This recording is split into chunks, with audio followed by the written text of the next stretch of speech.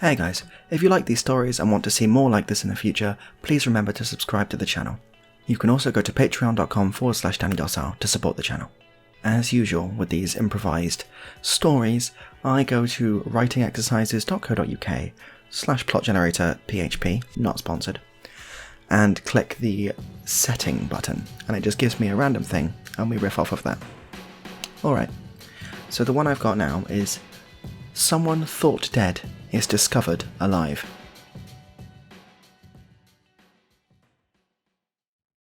There was once a family man. He goes by the name of Nigel. The reason he goes by that name is because that is his name. Nigel Tableleg, to give him his full name. And he had a lovely family, an absolutely lovely family. He had a wife and 2 kids as well. But unfortunately, one day he was taking the kids out to the park. He was taking them out to the park. They were going on the swings. They were going on the, you know, the thing that's like a roundabout. It's like that. It's like, goes like that, but it spins like a wizard's hat. They went on that. They went on the curly slide. They went on the ordinary slide. They went on a seesaw as well. Lovely day. But as he was walking back from the park, unfortunately, he got hit by a stray bullet that was fired from a local hunting range that the council very stupidly put next to the park. And he died instantly. Lights out. Off switch. His kids, luckily, smart kids, they were in their 20s at the time, they just went home. Obviously they called the ambulance, but they were like, they went, hello. Yeah, our dad's been shot. Oh, is he breathing? They always ask that as the first question, because in case they need to start CPR. Is he breathing? No. Oh, can you start CPR? No. Why not? Because his head's in 4 different places. Yeah, that's fair enough, actually. Yeah, don't worry about it. We'll send the cleaners around. So they send, because what the council do, obviously, if someone's shot near the park, because it happens almost on a daily basis, they just send the bin men around, lob in the back, get a free funeral on the council. Actually works out quite well. A lot of people, they can't afford a funeral. They'll just stand in the park, wearing like a deer mask and sort of bobbing their head around. You know, it works. It does work. But unfortunately that happened there, so Nigel Tableleg, he's gone. He's gone. And his kids, you know, obviously they're sad. Their dad's gone. But you know, they get over it. They get over it. His wife, their mum, she remarries after about 2 years. To a man called Stephen. Stephen's a nice bloke. You know, he's not like a stepdad. He's Stephen. He doesn't make the kids call him dad. He doesn't do any of that. He's got like a fist bump relationship with the kids. And even though the kids, they're not really like that. You know, they don't usually fist bump.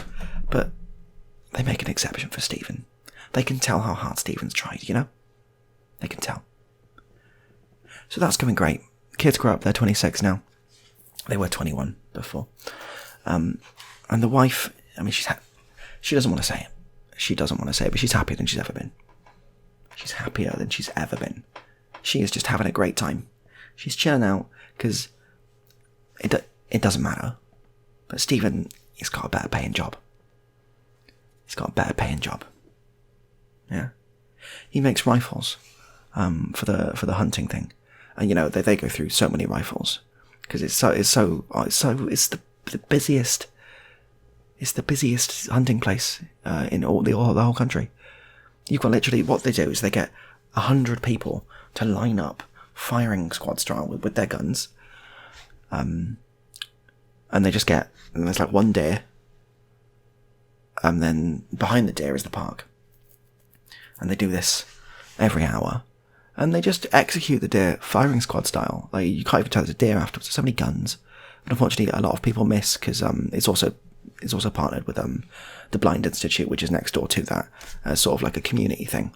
And I'm not saying that the blind people can't shoot, because obviously you get people who are blind that still have partial sight. But these people are profoundly blind. They're profoundly blind, and they're not given any assistance. They're given a gun. And they say, shoot the deer, and they go, I don't know where the deer is. And they said, oh, you have to shoot the deer. You just have to do it. And they're pressured. A lot of peer pressure. And they do it, obviously, because they're like, well, fine. Strange. And that's how you get accidents. I'm not blaming the blind, because some of the people there are from the club next door, which is the Sadists Club. And they just like... It's a really bad... The council didn't think it through, essentially, is what I'm saying. The council didn't think it through at all. They put absolutely no effort into the social feng shui of the situation they've put themselves in there. As I was saying, sorry, a bit of a tangent there. Stephen's loaded because he makes guns, and they're having a life. They're having a better life. And you know, after a while, and this is sad, but it does happen after a very long time. You know, obviously you miss a loved one that's gone, and they're always going to be with you. But after a time, you accept it and you move on. So, fast forward, they're sitting down. Stephen's made a lovely hog roast. He hunted it himself. He's made a lovely hog roast. Well, you think it's hog, I couldn't tell all the bullet holes in it. He's made it. It's lovely. The kids, they're sitting back. The kids have got good paying jobs now. Before they didn't. Now, with Stephen's advice, one of them works as a stockbroker.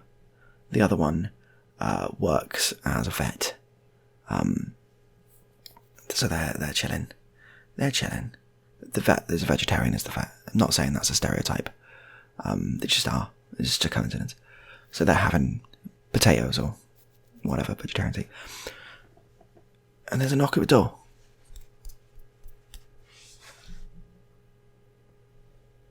Is that someone at the door? Yeah, that's... Do you want to get it? Stephen, this is Stephen. Yeah, of course, yeah. Fist bump, guys, fist bump. They all fist bump him. I'll just get the door now. Yeah. He goes to get the door. He opens it up. And there's this man. Very gaunt. Very gaunt. He still looks human. He's still got all his parts about him. But he's very gaunt. He's very unhealthy. He's got no hair. His hair's falling out. He looks a bit sort of, I guess, decrepit would be the right word. And he goes this. Who are you? Who are you? I'm Stephen. Who are you? Because Stephen's like that. He's such a good guy. He's such a nice guy. And imagine that guy's always going to talk like that, but I'm not going to talk like that because it's going to be annoying to listen to. But every time that guy speaks, that is what he's speaking like. All right. This is my house. He says, this is my house. And Stephen goes, I'm sorry, mate. You must be mistaken. This is my house. I live here with my family.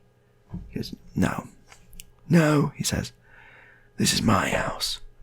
And the woman, the wife, she comes out and she goes, I recognise that. Why do I recognise that? Why do I recognise that voice?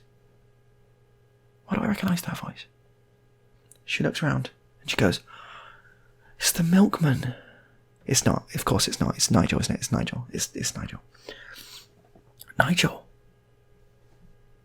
Wife? That is her name, by the way. It was really ironic they got married, but her name is Wife. Wife? It's you. I thought you were dead. I was. I came back upon the wish of a shaman. Oh. Thank you so much for wishing me back. Oh, it was horrible down there. Yeah. yeah, we did, yeah. Yeah, we wished you back. Yeah, we just missed you. Stephen's there going, because he doesn't want to intrude. Stephen's such a nice bloke. He doesn't want to intrude. He can see what's panning out and it's weird. But he's standing back. Yeah. Oh, thank you so much for contacting that shaman. My family, gather round. Gather round. Gather round. They all gather round. And he starts telling them stories of sort of the realm of darkness and the troubles he's had over the past couple of years in sort of that alternate dimension of death. I mean, it's interesting. Don't get me wrong. Do not get me wrong. It is interesting. But it's not great. It's not amazing. You know, Nigel's not a great storyteller. He's the sort of guy, he tells stories exactly like this. Yeah, and then I went, and then I went over, I went to, and then I went to the demon, and,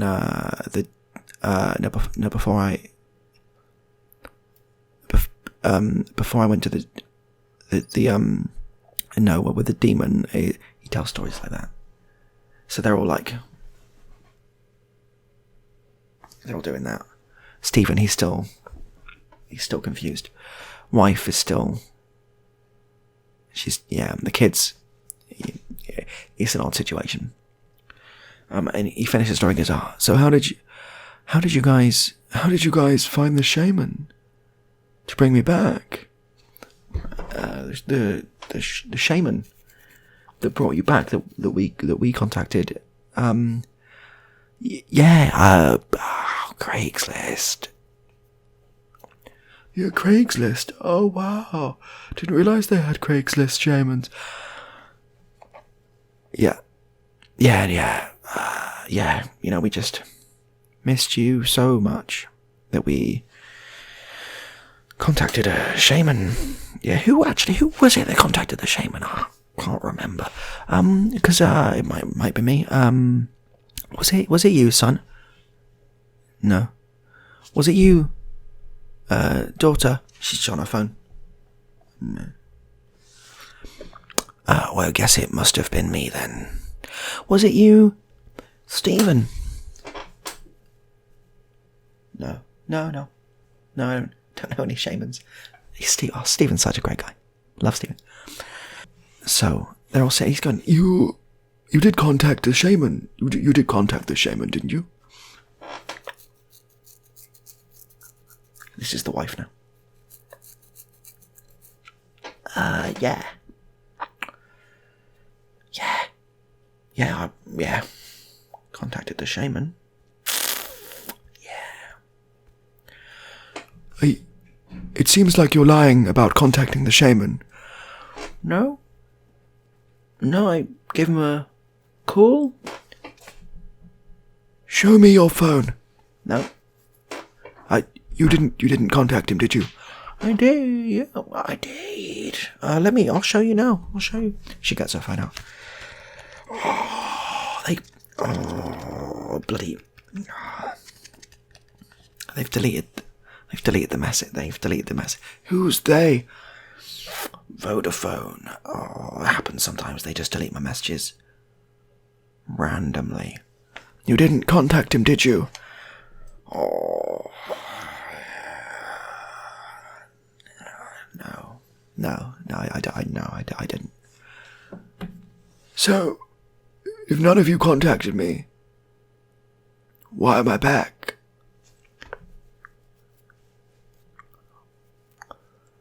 I don't know. I don't know. Stephen's over here.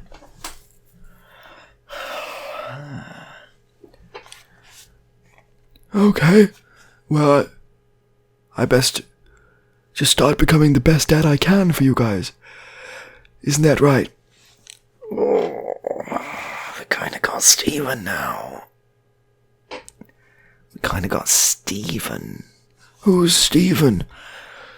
He's my husband. Oh, you married? What, you've been gone, a couple of years? Only a couple of years? You've remarried already? He's a nice guy. Oh, thank you very much. Yeah, thank you very much. Yeah, nice guy. That's Stephen. Do you guys want some space? I don't want to intrude. Stephen, he's so... Oh, I love Stephen. No, it's fine. No, I would like some space. No, it's fine. Stephen stays. I see how it is. Kids, have you missed me? The son's just there. He was just doing some writing for his stockbroker work. Have I what? Have you missed me? Look, can we talk later? I've got some stuff to write down on this piece of paper. Look, tell you what, I'll schedule in next week. Give me a call. All right. Cheers, mate. Bye. Daughter, have you missed me? Daughter, have you... No.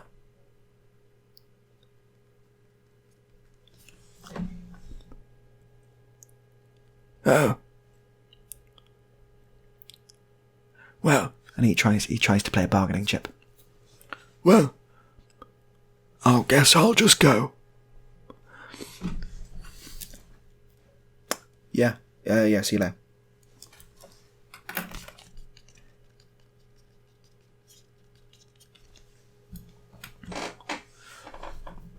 This is Stephen. It's up to you, man. It's up to you. You can do what you want. Do what you want. It's your life. No pun intended. It's wife now. I think it's better if you went.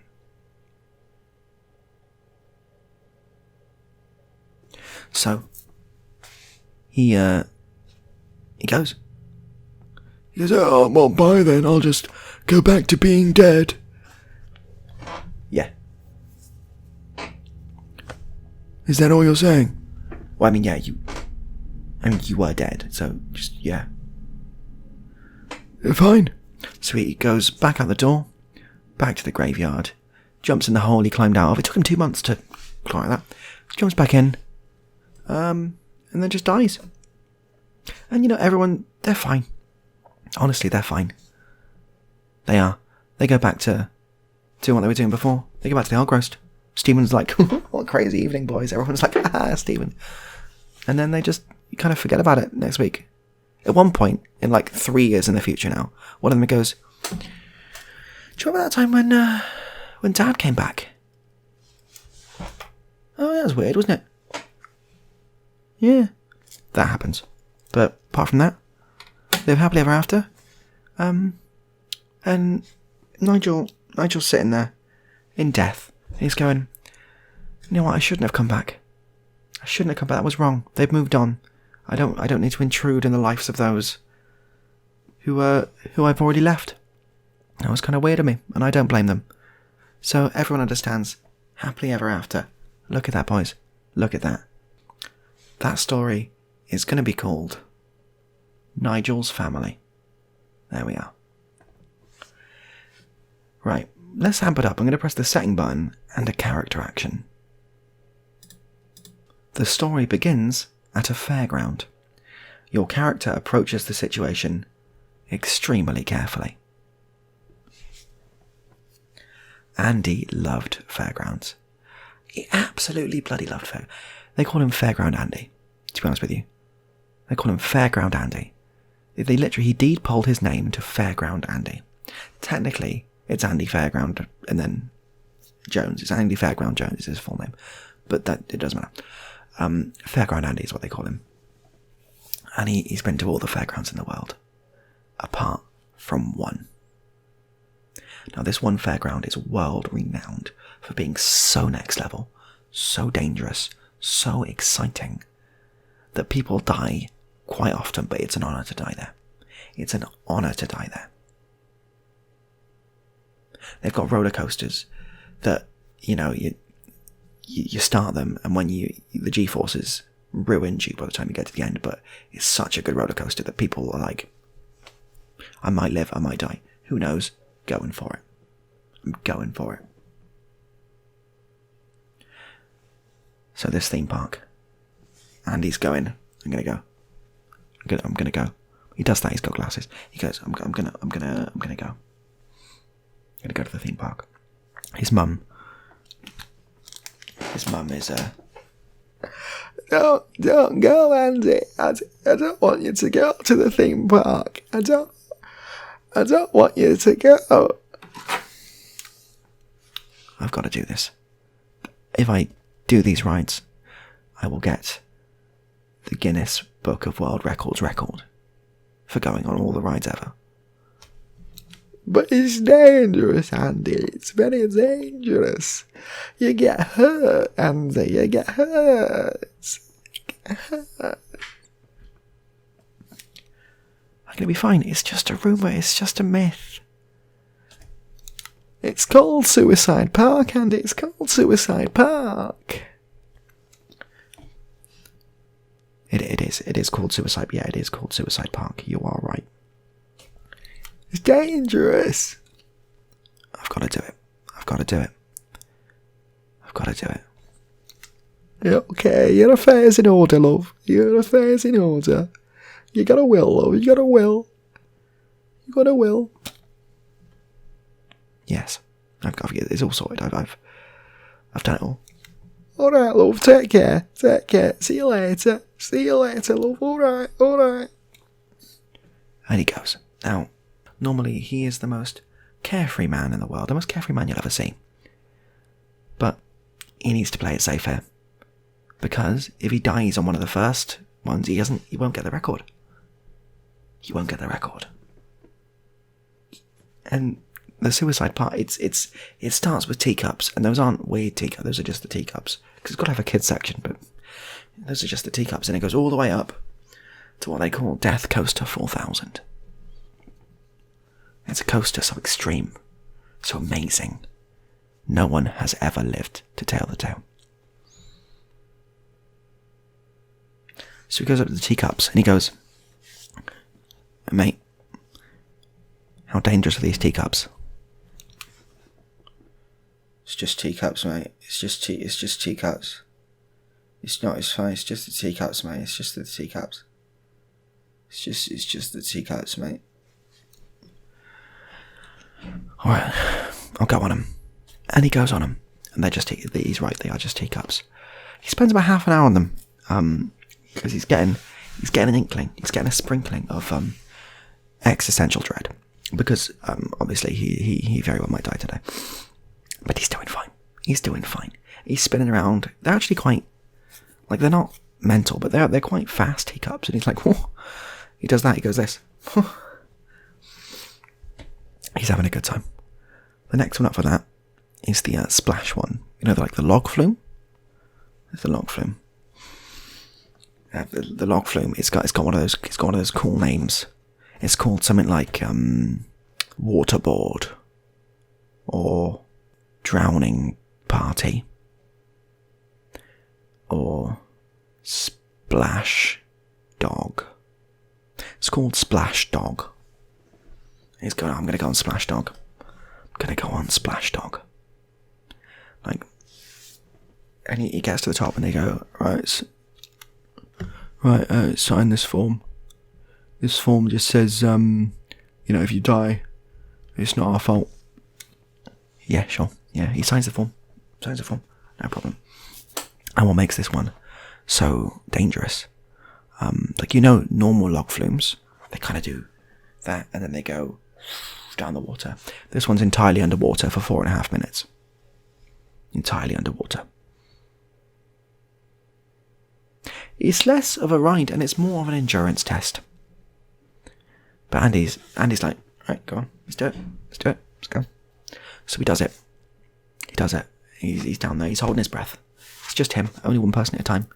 I say ride, it's more like a chair with bricks on like a pulley system. So he's down there, he's going. But what you didn't know about Andy, he is a champion diver. Andy is a champion diver.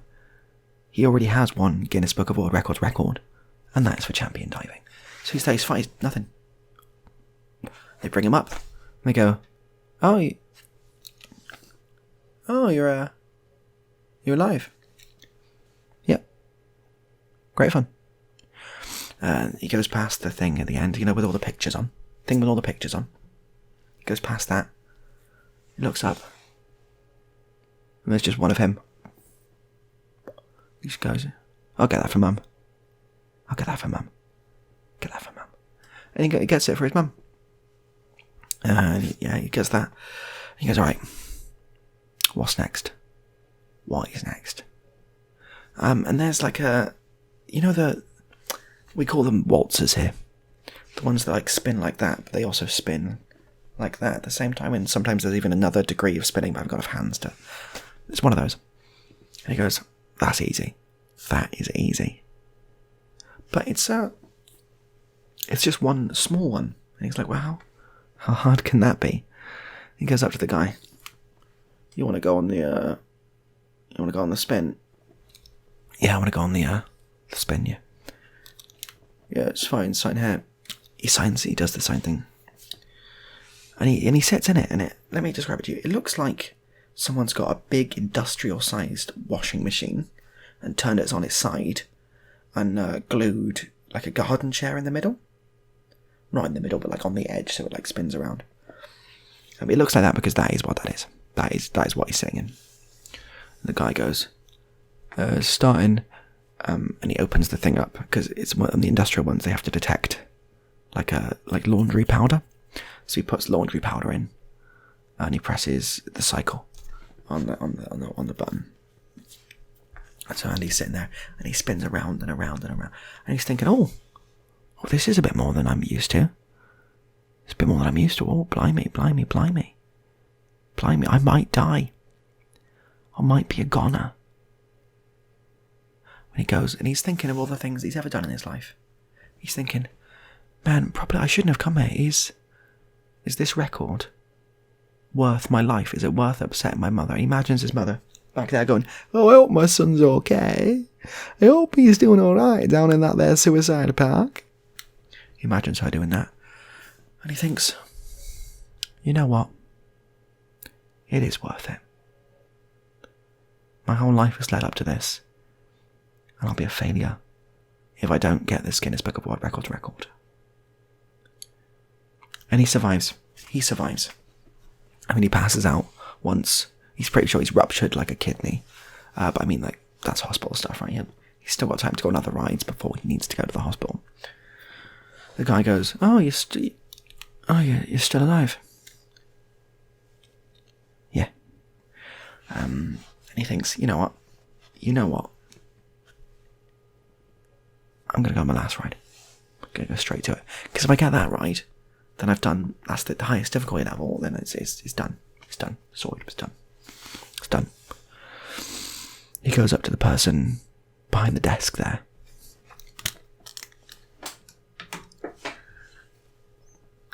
"Hello there. Hi, can I go on the ride?" "Well, my name is Smith, and I own this ride."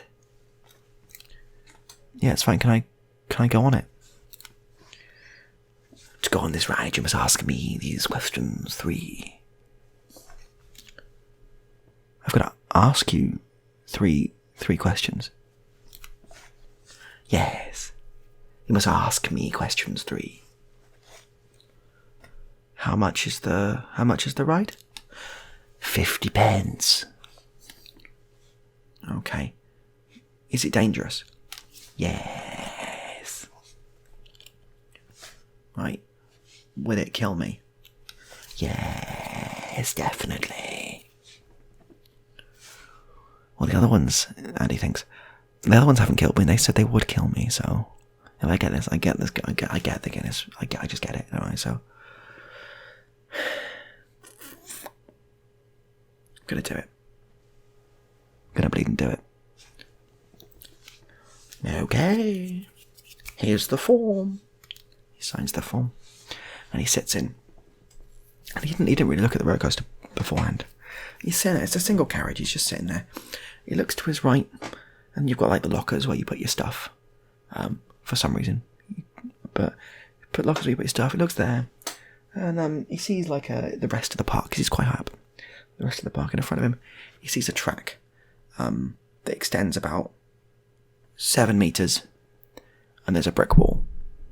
And he goes, okay. Looks behind him, and there's a giant pneumatic spring. And his brain goes, and he goes,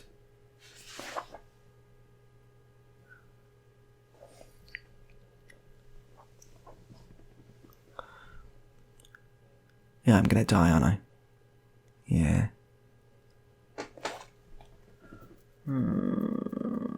Do I get off? The record. But before he could even really think about it, He hears a flump, and the spring catapults the thing. But it's a fake wall. It's a fake wall, boys. He goes straight through that wall, and he's going. Oh, he's fine. And it's actually it's a roller coaster. He's going, amazing. I thought I'd just die. It's fantastic. And he's going up and down. He goes, it's got the whirly bits. It's got the hoops. It's got the other bits that roller coasters usually have. And at the end, it sort of grinds to a halt. In an enclosure full of leopards. And he's there like...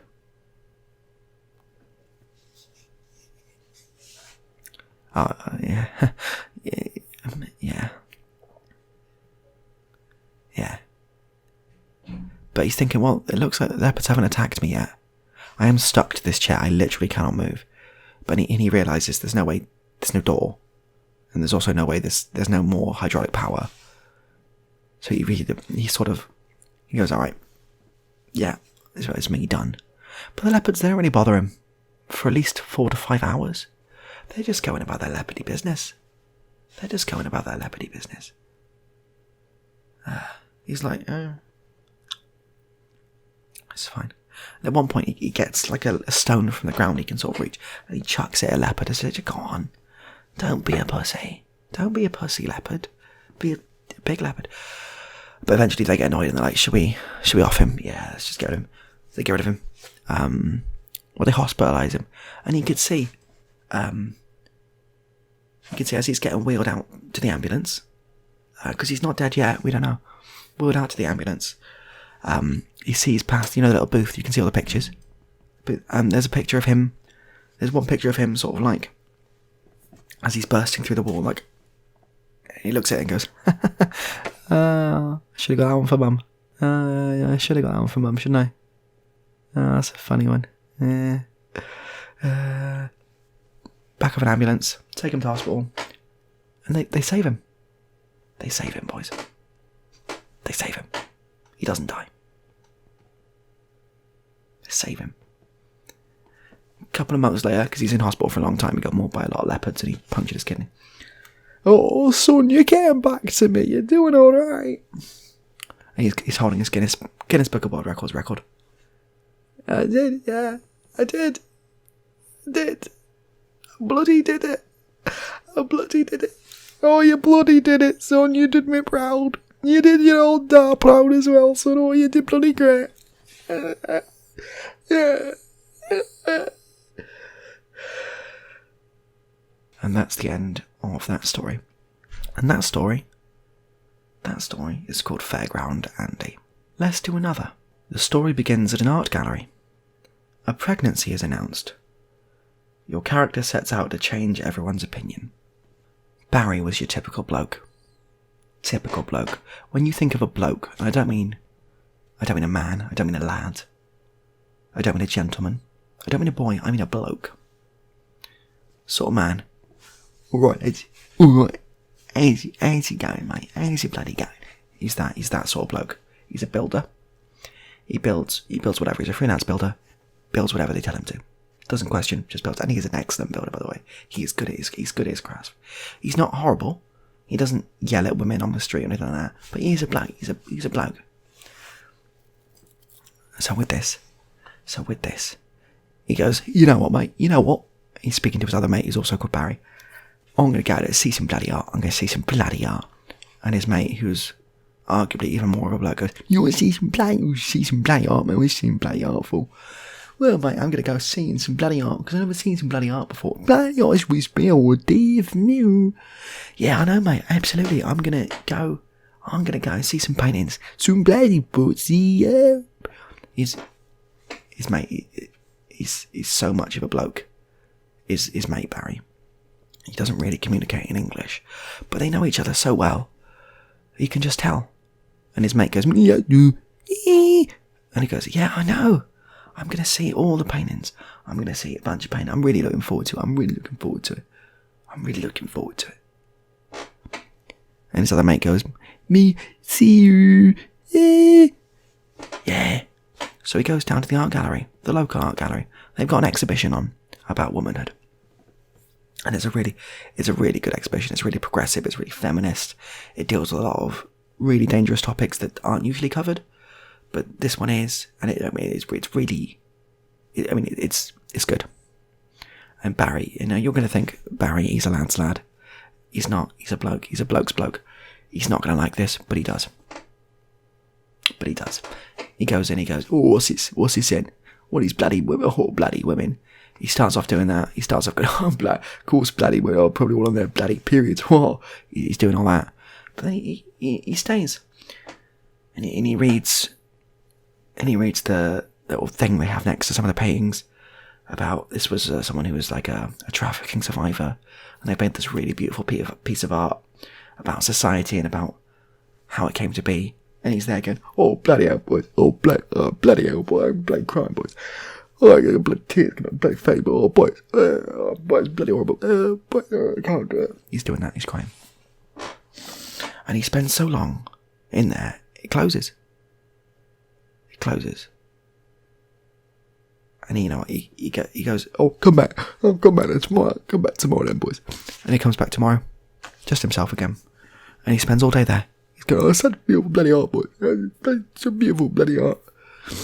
At one point, he spends all day there again. He does it again. He's on his third day.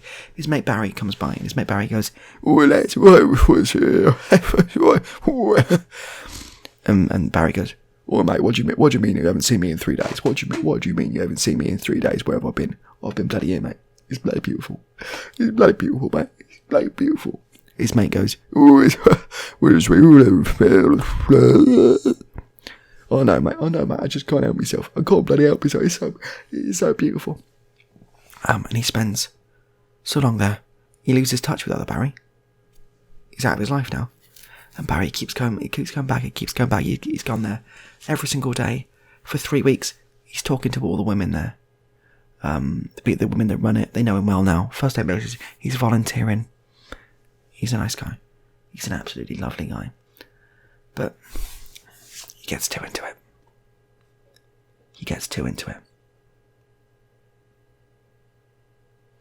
And now, Barry isn't traditionally progressive. He's not up to date with how gender works and all that sort of, and how the new spectrum, I guess, the new understanding of the spectrum works. He doesn't really know any of that. And he comes in, and he goes, I've got a bloody announcement, mate. I've got a bloody announcement. They go, oh, what is it, Barry? What do you want to tell us? I think I'm bloody pregnant, boys. What? I think I'm bloody pregnant, boys. Got a bloody baby inside me, boys. Now, just for clarity, he spent so much time in there around the womanhood that he just thinks he is pregnant now. There's no deeper message to that bit. This isn't a comment on anything. That is just what's happened. It's just what's happened. So there's no deep message. This isn't some weird political stray. That is just what has happened. He spent so much time around. He's gone. All he knows is womanhood now. That's all he knows. Everything else is gone. So he thinks he's pregnant now. That is the point to that. You're pregnant, Barry. I think I bloody am. I've got a bloody baby inside me, boys. I've got a bloody baby inside me. Oh, I didn't realise. Yeah, I didn't realise you had a partner and that could happen. Nor did I, boys. Nor did I.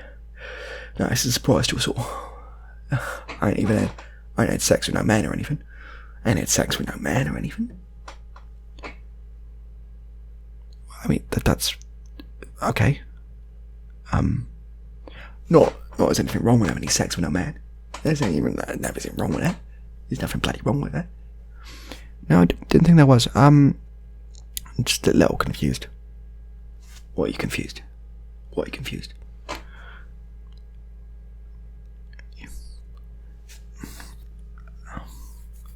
You know what, it's fine.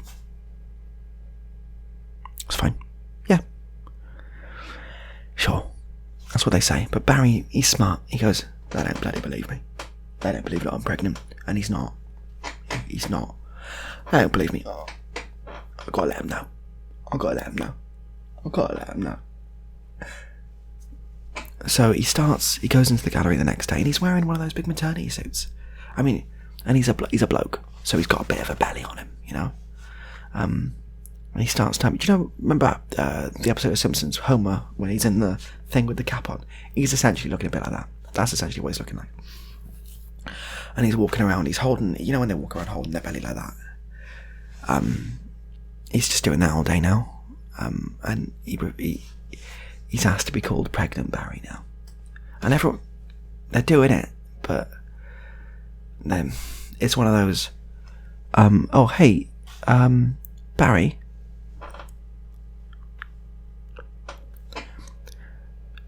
Pregnant Barry? Yeah, what is it? It's one of those, like, it's weird.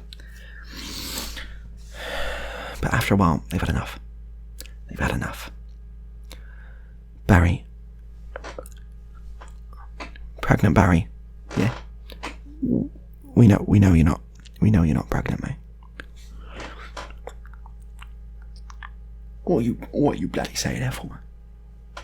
What are you bloody saying that for, mate? I'm as pregnant as the next person. You're not, mate. We know you're not pregnant, mate. Oh, bloody hell. Bloody hell. I'll prove it. I'll prove it. So he goes to a doctor's. Just your GP. He gets an appointment. But he doesn't. He says it's like I've hurt my leg. And they're like, yeah, just emergency appointment in. So he sits down in front, like in his like, there's like a table. He sits adjacent to the table, so he's sitting like that, and the doctor's just over there.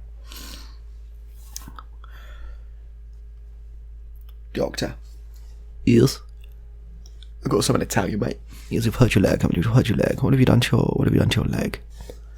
Nah. I'm only bloody pregnant, am I, mate? I'm only bloody pregnant, mate.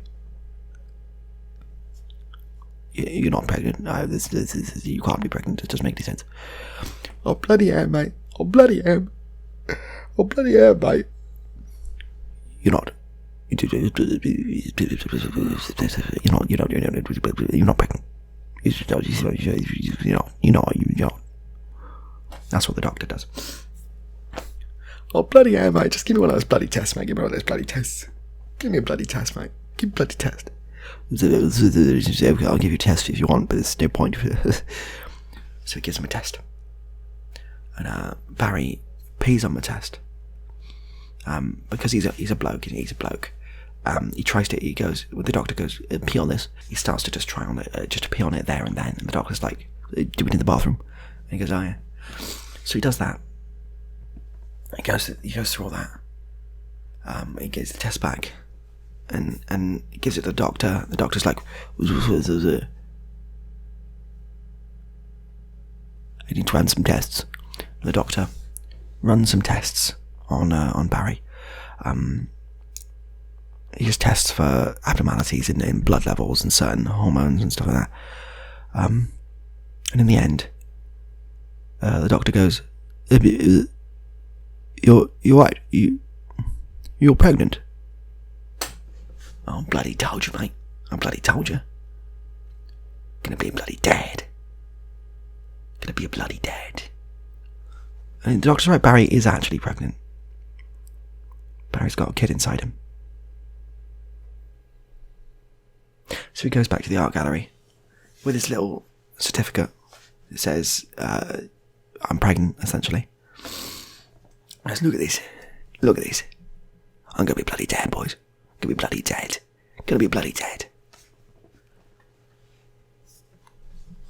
And they're all like, oh, so you are. Oh, I'm really sorry. That, yeah, you are, yeah.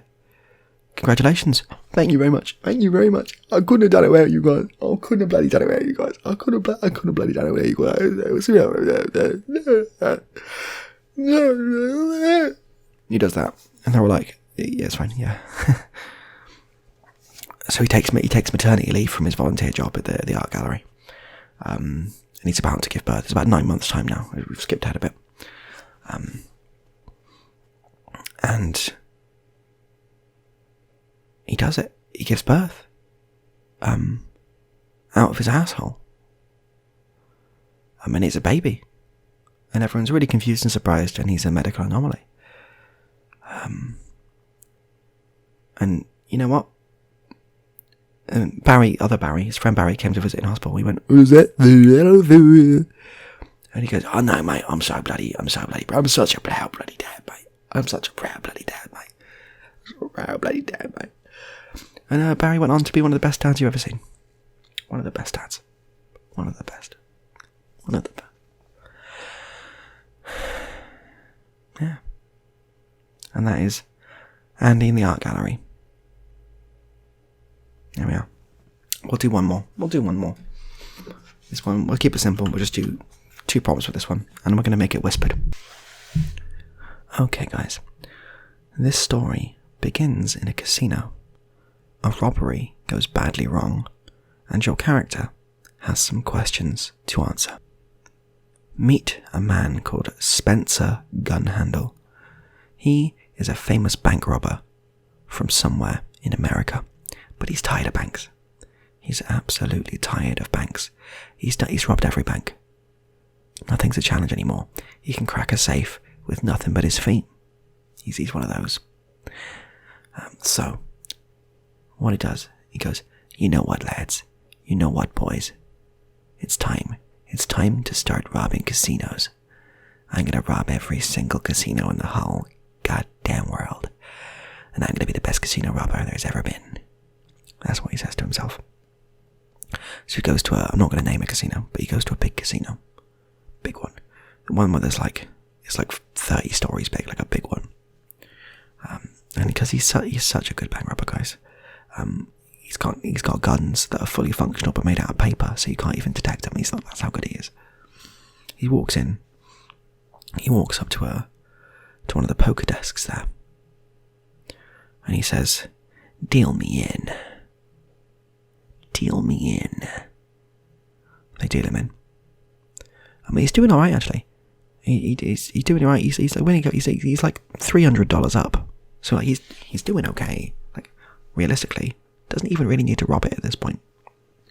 But he thinks, "Yeah, this is really good, but I've got an itch that only robbing people can handle. Let's get Robbie." And every time he says, "Let's get Robbie," that's like his catchphrase. "Let's get Robbie." And he plays Robbie Williams, the British entertainer. He plays the song "Let Me Entertain You" from about the year 2000, Robbie Williams. He puts that in, he goes, "Let's get Robbie." And that song, "Let Me Entertain You," that song starts playing. It really hypes him up. And he pulls this gun out and he goes, "Listen, this is a stick-up. This is a gosh darn stick-up. Give me all the chips on the table." And the poker person goes, "Yeah, fine, you're pointing a gun at me, just take the chips." And Spencer's going, "Oh, this was easier than I thought." And he puts all it into like his, he does, you know, when you do that with your top and you can like put things in. He does that. He goes right to the next one. "Give me all the chips on the table. Give me all the chips." He does it with the whole floor. And he with his gun. He commentates, you know, one of those big trolleys they used to like carry luggage around, but the ones with the sides on. He commentates one of those, and he gets all the chips. We're talking like stacks of chips. And then he runs out the door. He runs straight out the door with all these chips, and he's going, "I'm rich. I'm rich." And he gets home and he goes, "Well, what am I going to do? This chip says $5,000 on it, and I've got easily 1,000 of them. I'll never have to work again. I know. I'm going to buy myself a sandwich." So he goes to the shop. He goes to the shop and goes, "Excuse me, shop man, I would like to buy a sandwich." And the man at the shop goes, "Well, howdy. You had to buy this here sandwich. This here sandwich." I can only do 2 American accents. "This here sandwich, well, that'll be $1.25. $1.25 for this here sandwich." "Thank you very much. I appreciate that." And he hands over the chip. And the guy goes, where, what do we have? What do we have? What do we have here? What do we, he looks at it, he gets like, one of those things, like a little, well, what do we have here? This ain't here no American money. This ain't here no American money here, right here in my hand here, son. It is casino money. You can spend that at the casino for real money. Well, howdy. Sold. Would you like some change there, son? I would love some change. So he hands him essentially $4,998.75 change. That's everything he had, all his life savings. He gives over to him in exchange for this one chip. That was easier than I thought. Great. Fantastic. That'll do. So he goes back home. Because he's made a bed, like in Breaking Bad. He's made like a bed out of all the chips, and that's where he sleeps. And he's doing fine, You think, well, what was I ever doing with real money? Well, I can just do it with this. This is great. This is amazing. This is fantastic. That's what he's saying to himself. That is what he's saying to himself, because he's happy, he's elated. He never needs to work again. Then suddenly, all out of the blue, his windows all smash in, there's a huge explosion. The SWAT burst through the windows, pointing guns everywhere. And they go, put your hands up. And he's going, oh, yeah, they got me. The damn fuzz, they got me. Yeah, the filth, they got me. The police, they got me. The boys, they got me. The cheese, they got me. The Larrys, they got me. And they go, put your hands up. And they arrest him. And they're saying, and he's going, boys, I've got a proposition for you. I've got a little proposition for you. What could you possibly want with us, mate? Because they're from London for absolutely no reason. What could you possibly give to us? And he takes a handful. He's still handcuffed, so he goes behind his back and goes, I'm holding in my hand here $700 million. Could be yours if we just forget this happened. Mate, we're bloody police officers, mate. We don't take no bloody bribes. I see, how about $8 million? We don't take no bloody bribes, mate. We're bloody police officers, the bloody law, mate. You can't take anybody. It's an offence in itself. How about $9 million? Mate, we're bloody police. Don't you bloody dare, mate. You bloody dare. We ain't bloody corrupt, mate. And the other police officers going, oh, you bloody dare, mate. Don't you bloody dare. We bloody $10 million. Yeah, all right, mate. We'll take it. See you soon. See you later. Bye. They leave. Hands them $10 million. We're like a stack of chips. That big. That's all it is. A stack of chips that big. And he's still got a bed of them. Loads of them. Eventually he goes back. He goes back to that casino.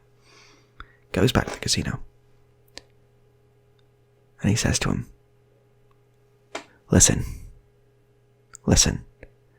I know I robbed you. I know I took all of your money. But looky here. I'm robbing you again. He robs him again. He goes back to that same poker table. Exactly the same thing happens. He gets another trolley full. And he's sitting on roughly. Someone looks up, because he's famous at this point. Someone put on his net worth on Wikipedia for all those chips he has. His net worth, 400 billion.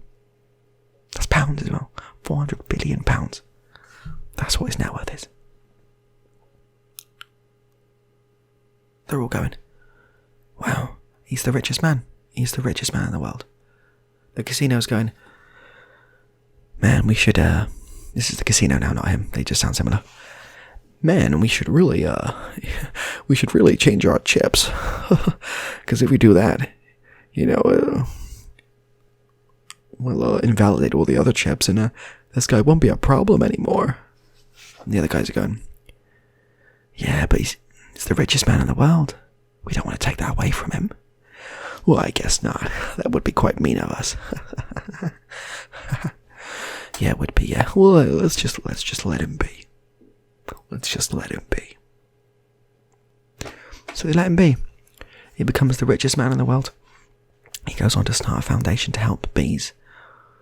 To help bees stay alive. Like a bee, it's called the Bee Hospital. Or the Bospital. And he ran the Bospital for 50 years. And when he died, he left the giant stack, which was still about $399 billion, to the bees. But it just rotted because the bees are incapable of understanding or spending currency. But the thought was there. The thought was there. And that, I'm going to call that story Casino Royale. That story was called Casino Royale. I've been recording this for over an hour at this point. And you've been watching this for over an hour if you're still watching at this point, so I appreciate that a lot.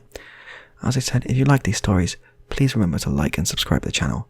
And go to patreon.com/DannyDossR to support the channel. Your support really helps. At the minute, we're saving up from new PC so I can do more interactive content, more live streams, and editing this won't take me a million years, because editing this will take me a million years. Yeah, if you are a fan of the stuff I do, I'm going to be doing stuff like this live at some point on twitch.tv/DannyDossR. But if you go to Linktree, which is linktr.ee/, Danny Dossar, you can see all of my social and business links there, and that has links to everything I do and everywhere I am on the internet. If you want to keep up to date with the stuff I do, please leave a comment below. Let me know what your favourite story was. Right. Have a lovely evening, and I'll see you very soon. Ta-ra.